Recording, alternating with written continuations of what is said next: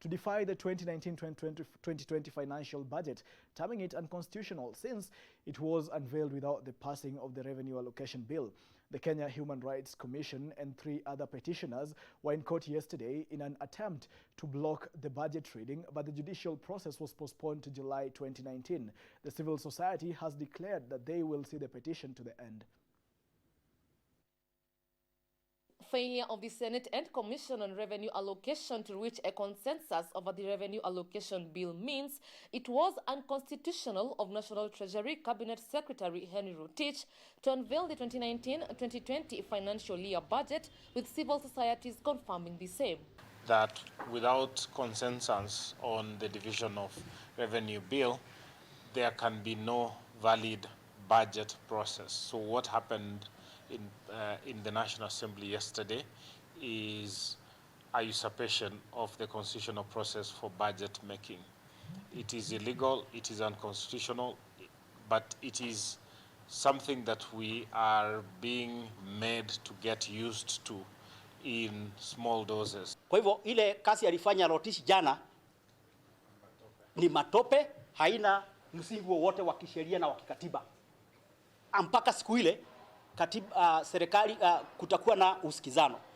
Wakati Bwana Rotich anapoenda kusoma bajeti ambayo haijafuata katiba na kanuni na utaratibu uliowekwa, anao wakejeli ni wa Kenya, na anasema ile katiba mlipitisha ni takataka,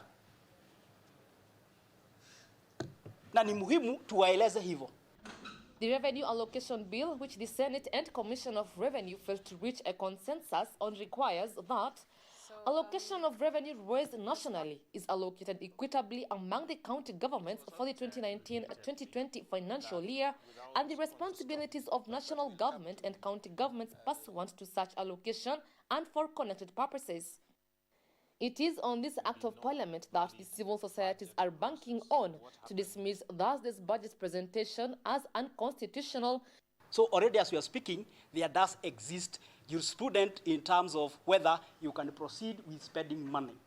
And I want you, as members of the fourth state, to inform Kenyans this: they should not be driven to fear. The drafters of the Constitution envisioned a situation like where we are.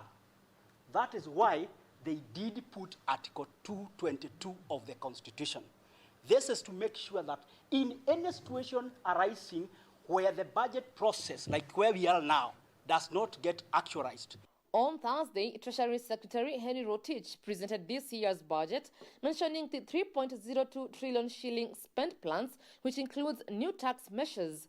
According to Treasury, this year's budget will focus on the Big Four agenda, which has been funded to the tune of 450 billion Kenyan shillings. The civil society of Kenya is urging Kenyans to disregard this year's financial budget because it is unconstitutional, putting into consideration the Revenue Allocation Bill had not been passed when this budget was read on Thursday, the 13th of June, by CS Henry Rotich. Reporting for KUTV, I'm Grace Josephine.